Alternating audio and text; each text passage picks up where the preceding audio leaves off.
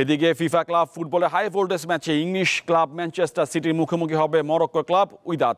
Match শুরু হবে রাত 10টায়। আর ক্লাব ফুটবলে বিশ্ব আসরে রিয়াল মাদ্রিদের ডাগ আউটে অভিষেক হতে যাচ্ছে জাভি আলোনসোর। মধ্যপ্রাচ্যে ক্লাব আল হিলালের সাথে দ্বৈরথ শুরু হবে রাত 1টায়।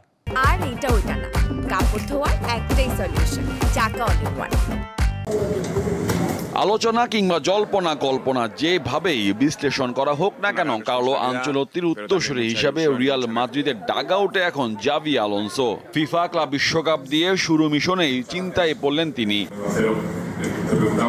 শিরোপা ছাড়াই একটি মৌসুম শেষ করেছে লস ব্লাঙ্কোরা। বিশ্বমঞ্চে নিজেদের মেলে ধরার শেষ সুযোগ এই ক্লাব বিশ্বকাপে। প্রস্তুতিতে বড় দুঃসংবাদ পেল তারা। জ্বরের কারণে ম্যাচের আগের দিন অনুশীলনে থাকতে পারেনি কিলিয়ান এমবাপ্পে। তাতে মূল একাদশে তাকে নাও পেতে পারে রিয়াল বস। যদিও কোচ আলোনসো ফরাসি স্ট্রাইকারের জন্য অপেক্ষা করবেন শেষ মুহূর্ত পর্যন্ত। একাদশ নির্বাচন নিয়েও বেশ মাথা ঘামাতে হচ্ছে জাভিকে। এমবাপ্পের পরিবর্তে যাকে খেলাতে পারেন সে এন্দ্রিকো দলের সঙ্গে নেই চোটের কারণে। ফলে কৌশল পরিবর্তনের দিকেই বেশি মনোযোগ দিতে হবে কোচকে।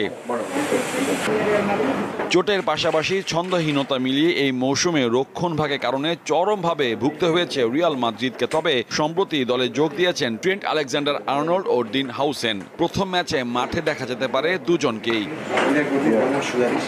প্রতিপক্ষ আল হিলাল 2021 সালে এএফসি চ্যাম্পিয়ন্স লিগ জিতে জায়গা করে নিয়েছে ক্লাব বিশ্বকাপে। Juan Cancelo, Aleksandar Mitrovic, Ruben Neves, Kalidou কোলাবালির মতো ইউরোপিয়ান রিক্রুটদের নিয়ে সাজানো সৌদি পেশাদার লিগের একমাত্র প্রতিনিধি ক্লাবটিকে সমীহ করতে হবে আলোনসোর শিষ্যদের।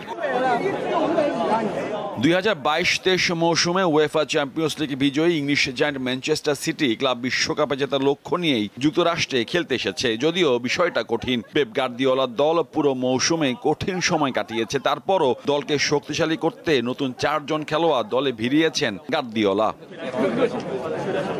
সিটির তুলনায় মরক্কোর বোটোলা প্রো লিগ চ্যাম্পিয়ন ওয়াইদাদ এসি সর্বশক্তির হলেও বিশ্বমঞ্চে ছোট করে দেখার দল নয়। গেল বিশ্বকাপে আলোচনায় থাকা মরক্কান ফুটবলারদের নিয়ে গড়া ক্লাবটি জানে কিভাবে টিকে থাকতে হয়। ক্লাব বিশ্বকাপে অংশ নিতে গত মৌসুমে কোনো ধরনের আন্তঃমহাদেশীয় টুর্নামেন্টে অংশ নেয়নি তারা। কারণটা ফুটবলারদের চোট থেকে বাঁচিয়ে রাখা।